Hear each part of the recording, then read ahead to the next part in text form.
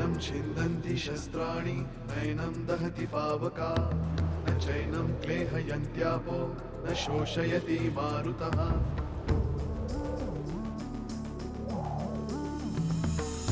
दिवसामागुणरात्र धावते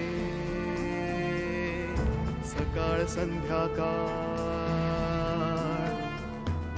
सूत्रधार जो या साऱ्याचा नावतयाचे काय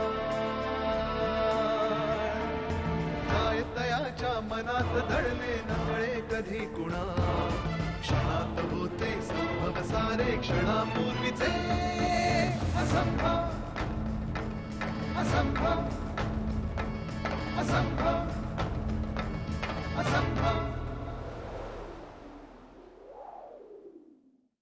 तू माझी थिंड काढली त्या लोकांनी आणि त्या थिंडीच्या सर्वात पुढे होता तो रघुनाथ शास्त्री.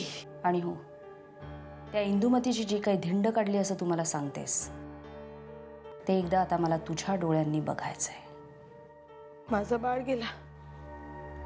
चोपालाचं बा, मला ते पान हवंय. पान हवंय? बोला. तू सांगितलेलं काम झालंय. कुठलं काम? तुला मनीषाचा फोटो हवा होता ना? ओ, मिळाला का तुम्हाला तो? कधी, कुठे आणि कसा तुझ्यापर्यंत पोहोचवायचा ते सांग. मी पोलीस स्टेशनमध्ये येऊन घेऊन जाऊ का? ठीक आहे, तू आज 3:30 पर्यंत आलीस तर आपण भेटू शकतो. नाहीतर मी तो फोटो ठेवून जाईन टेबलावर, सांगून जाईन तुला तो फोटो नक्की मिळेल. नाही, मी 3च्या आधीच येईन. ऑल राईट, ठेवू का? Inspector, thanks. My pleasure.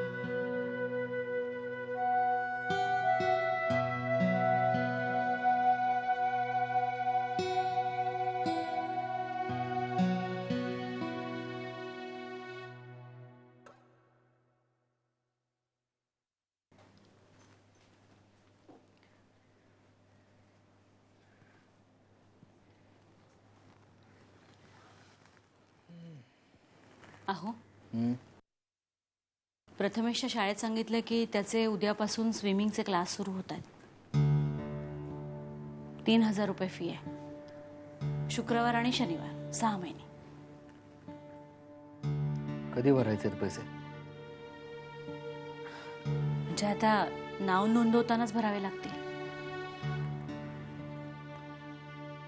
ठीक आहे, बघू. अडचण आहे का पैशांची? नाही ग, तसं काही नाही. खरं सांगा. पैशांसाठी काही अडणार नाहीये, काळजी नको करूस. मला एक सांग, प्रथमेश स्विमिंग करू शकेल? हो, का नाही? अगं पण तूच म्हणाली होतीस ना की त्याला पाण्याची खूप भीती वाटते म्हणून. मी बोलले डॉक्टर बाईंशी, त्या तेच म्हणाल्या घेऊन जा त्याला स्विमिंगला.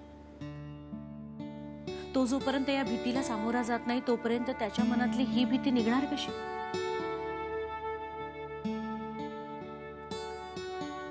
ठीक आहे, सांग त्याच्या टीचरना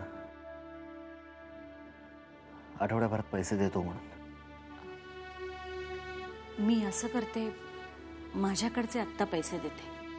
पण तू. अहो, माझ्याकडे आहेत पैसे. 4 महिन्यापूर्वीपर्यंत नोकरी नव्हते का करत मी?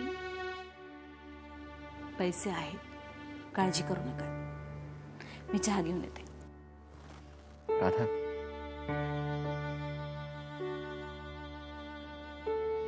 सॉरी.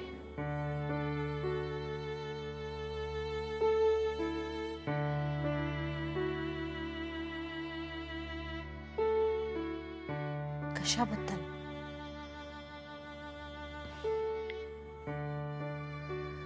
12 वर्ष झाली का आपल्या लग्नाला? पण 3000 सारख्या क्षुल्लक रकमेसाठी सुद्धा 10 वेळा विचार करावा लागतो आपल्याला. तुला आणि प्रथमेशला नाही सुखी करू शकलो मी.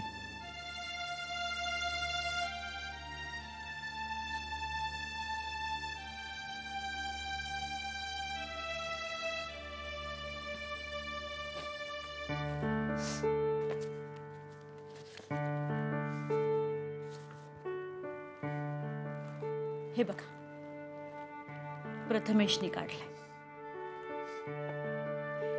ही आहे आमच्या मनातली इमेज तुमच्याबद्दलची, आमच्या दोघांच्या.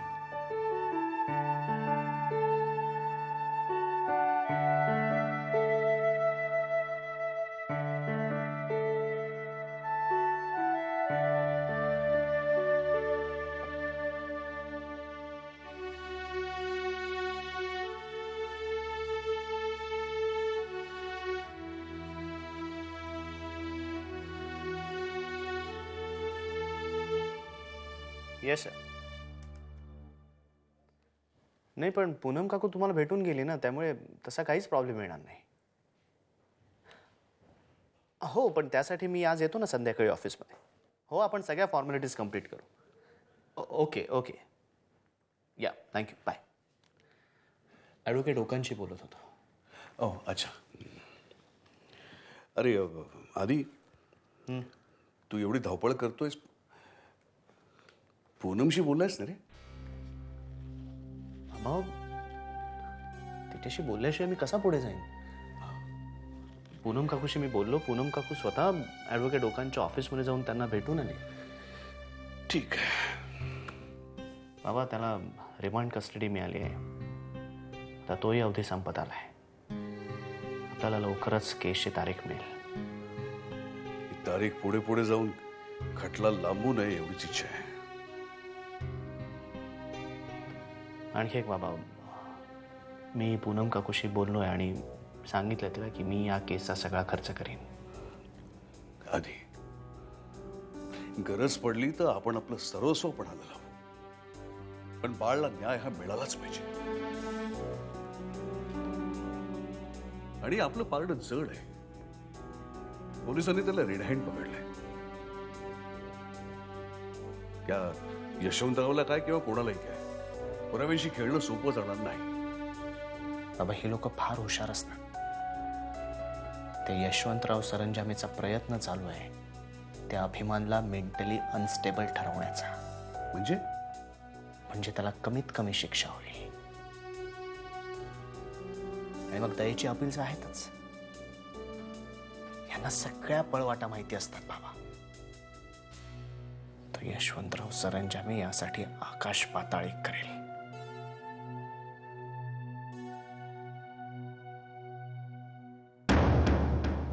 चंदूशी? हो. अभिमान आधीपासूनच मेंटली अनस्टेबल आहे अशी कोर्टात खोटी साक्ष द्यायला सांगितले तरी भाईला.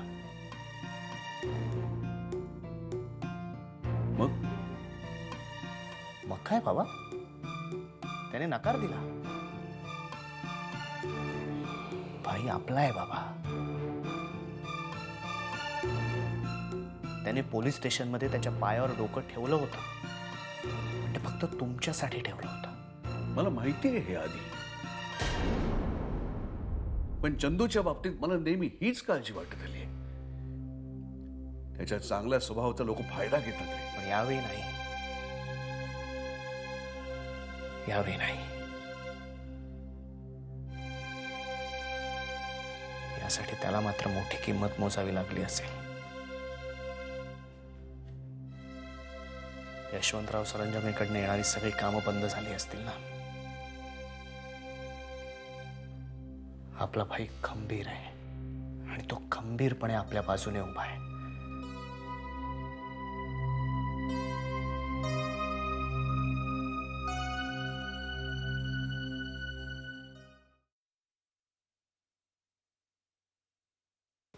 शुभ्रा, शुभ्रा घे मनीषाचा फोटो. मला इन्स्पेक्टर भोसलेने दिला. प्रिया, प्रिया हीच ती मुलगी. शुभ्रा, म्हणजे तुला जी दिसायची ती मुलगी हीच आहे. हेच ते डोळे, हाच तो चेहरा. गोदा, मनीषा, प्रथमेश. हो प्रिया, हीच आहे ती मुलगी. याचा अर्थ त्या तिघांचा परस्पर एकमेकांची काहीतरी संबंध आहे. शुभ्रा, तू काय बोलतेयस? काय नाही. या मुलीचा मृत्यू कसा झाला होता? बुडून. ही सुलेखाची शाळेतली मैत्रीण. मनीषाच्या आईची, मम्मांची आणि आता माझी सुद्धा खात्री आहे की सुलेखानेच तिला बुडवून मारले. शाळेत असताना हो. सुलेखाचा पोलिसांना काही पत्ता लागला? नाही. अर्ध्या जगाला असं वाटतंय की सुलेखाचा जीव धोक्यात आहे. All crap. जिने स्वतःच इतरांचे जीव घेतले ती प्रथमेश. प्रथमेशचं काय? मला प्रथमेशशी बोलायलाच हवं ताबडतोब. शुभ्रा, शुभ्रा.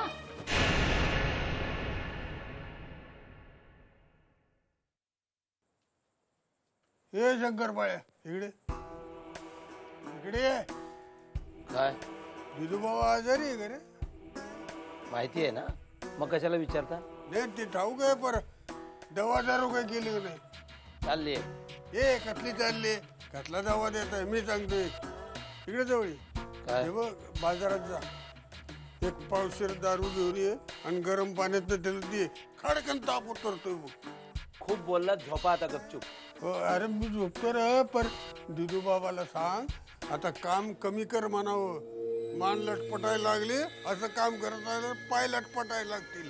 हा, काम कमी करावं. मनीषा कोण आहे रे? तुम्ही मालकांच्या टेबलाला हात लावलात? मी कशाला हात लावतोय? तिची वाऱ्याने उडत पत्रिका बाहेर आली ती ठेवायला गेलो तो. कोण आहे मनीषा? दिदू बाबा तुझ्यासाठी पोरगी बघतोय का? झोपा गपचूप. बघतोय का? अरे का गरम झालं? तुला ताप चढेल बघ. मनीषा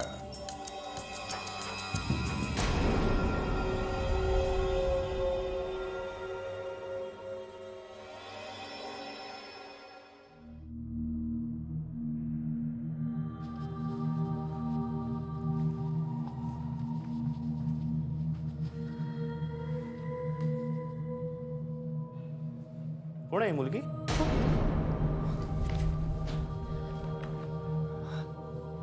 तुम्ही कधी आलात? आत्ताच. कोणाचा आहे फोटो? मनीषाचा. कोण मनीषा? अहो नाही, मला असाच मिळाला कुठेतरी. असाच मिळाला कुठेतरी म्हणजे? तुम्हाला तुम्हाला भूक लागली असेल ना, मी जेवायला वाढू? शुभ्रा, तू माझ्यापासून काही लपवतेस? अहो काही नाही, खरंच. कोण आहे ही मनीषा? मनीषा, सुलेखाची मैत्रीण, जिचा पाण्यात बुडून मृत्यू झाला होता. व्हॉट? ही ती मुलगी आहे? पण हिचा फोटो तुझ्याकडे कसा? निखिल निखिल पुण्याला गेला होता तेव्हा त्यांनी आणला होता. अहो तो प्रियाकडे राहिला होता. ती तिच्या खोलीची साफसफाई करत होती आज, तेव्हा तिला मिळाला. निखिलने आणला होता फोटो आणि प्रियाला दिला होता. हो. निखिल जेव्हा पुण्याला सुलेखाबद्दल पुण्याला गेला होता तेव्हा? हो. त्यानंतर निखिलची आणि प्रियाची कधीच भेट झाली नव्हती. हो म्हणजे प्रियाने बाळकाकांच्या घरून मिळवला हा फोटो. प्रियाला काय उपयोग ह्या फोटोचा? अहो उपयोग काय असणार आदिनाथ, असंच. माझी शपथ घेऊन सांग तू खरं बोलतेस? काय वेडेपणा आहे हा आदिनाथ. एवढ्या तेवढ्या गोष्टींवरून कसल्या शब्दा घ्यायला लावताय मला? याचा अर्थ तू नक्कीच माझ्यापासून काहीतरी लपवतेस. प्लीज आदिनाथ, तुम्ही उगीच खोलात शिरताय. अहो साधा फोटो आहे हो हा. तेवढं खरंच काही नाही. साधा फोटो आहे ना? मग माझ्या डोळ्यात डोळे घालून का नाही बोलतेस? शुभ्रा, या घरात असं काही चाललंय जे मला ठाऊक नाहीये. प्रियाने पुन्हा नवीन काहीतरी खूळ घेतलं. प्रियाने काही केलेलं नाहीये आणि तुम्ही तिला काही बोलणार नाही आहात. माझी शपथ आहे तुम्हाला. शपथ पाळायची ज्याच्यात हिंमत असते ना, त्याने शपथ घालावी.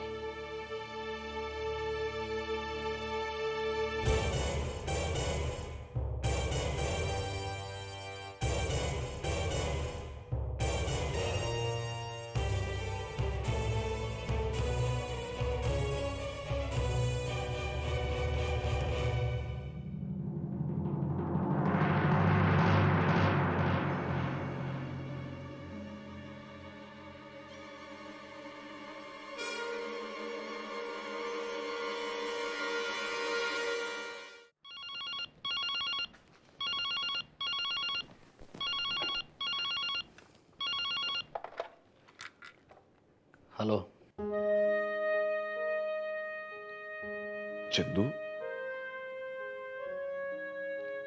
कसा आहेस रे? राधाला फोन देऊ का? आणि मी तुझ्याशीच बोलायला फोन केला असेल तर?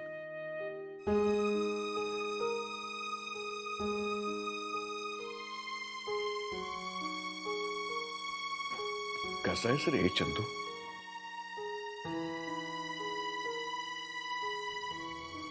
ठीक आहे.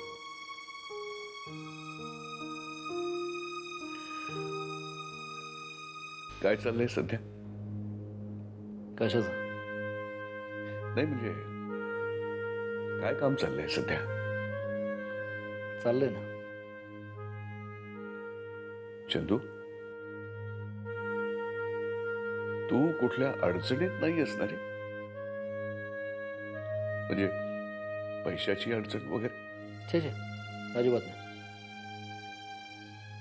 हे बघ चंदू, आपल्या दोघांमध्ये कितीही वाद असले तरी शेवटी तू माझा मुलगा आहेस रे. शेवटी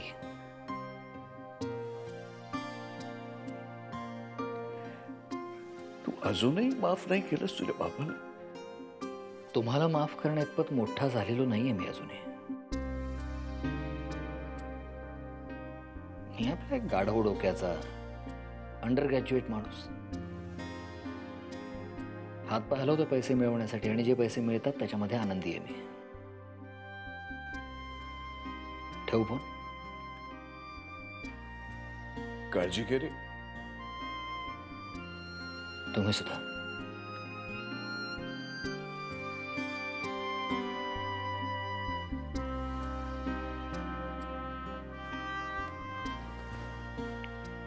काय म्हणाला चंदू?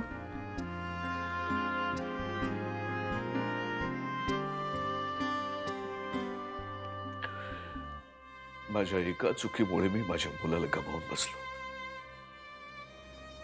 काय बोलताय? तुमची कसली चूक? ज्या क्षणी आदिला वाड्यातल्या संपत्तीविषयी कळलं त्याच वेळी चंदूलाही कळायला हवं होतं. हक्क होता तो त्याचा. ठीक आहे, हो झालं ते झालं. पण मी सांगते, आता त्याबद्दल चंदूच्या मनात काही नाहीये. एखाद्या परक्या माणसाशी बोलावं तसं बोलला तो फोनवर माझ्याशी.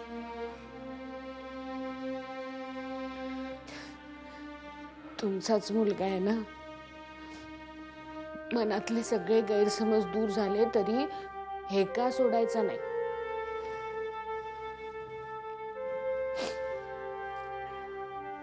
मी असं आहे? नाही आत.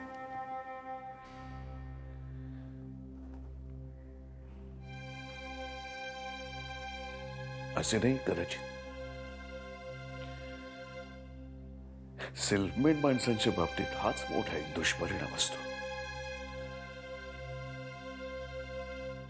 सगळ्या जगाला आपण एकाच तराजूत तोलायला जातो. जगाशी लढत लढत आपण मोठे झालो याचा अभिमान कधी जातो आणि उरतो तो फक्त गर्व.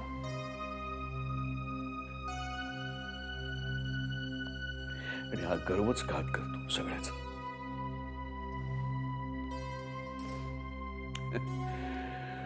जाऊ रे. या वयात हे सगळं करून काय उपयोग आहे म्हणा. का? अजून काही वय नाही झालंय तुमचं. आत्ताशी तर कुठे एकाच नातवाचे आजोबा झाले.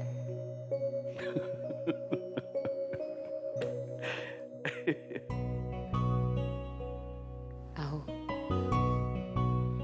आम्हाला 4 क्षण सुखाचे मिळावेत म्हणून जगाशी लढला तुम्ही. आणि त्याबद्दल मला तुमचा फक्त अभिमान नाही, गर्वच आहे.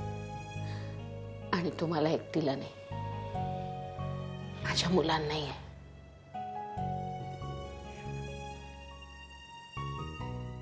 चंदूला सुद्धा आहे.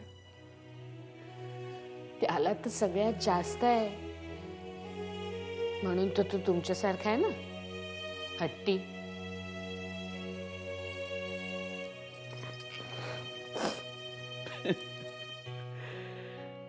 काय कळतच नाही मला. माझी तारीफ करते का माझी टोपी उडवते?